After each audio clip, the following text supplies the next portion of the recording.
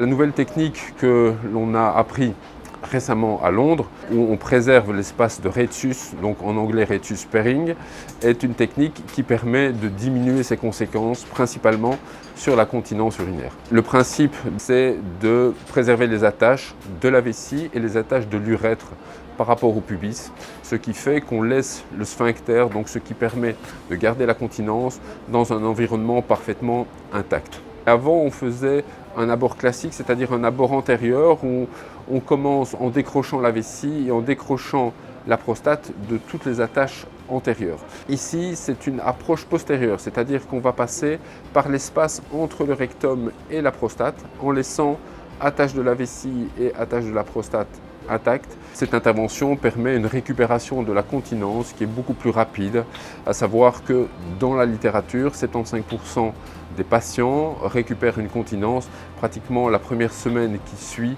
l'opération. On a opéré une dizaine de patients environ et on constate que sur ces 10 patients opérés, effectivement, la récupération de la continence est pratiquement immédiate. On retire la sonde et non pas de fuite. Ça fait 8 ans maintenant qu'on fait de la chirurgie robotique à Sainte-Élisabeth et qu'on traite tous les cancers de prostate par chirurgie robotique. C'est un outil qui nous aide beaucoup dans nos opérations de tous les jours, en fait, pas seulement pour le cancer de la prostate, mais également pour le cancer de la vessie, pour le cancer du rein.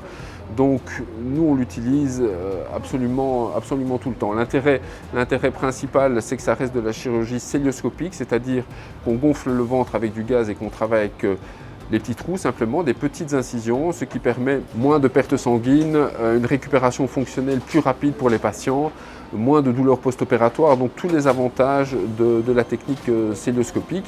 La chirurgie robotique a très certainement changé notre pratique quotidienne et va continuer de le faire.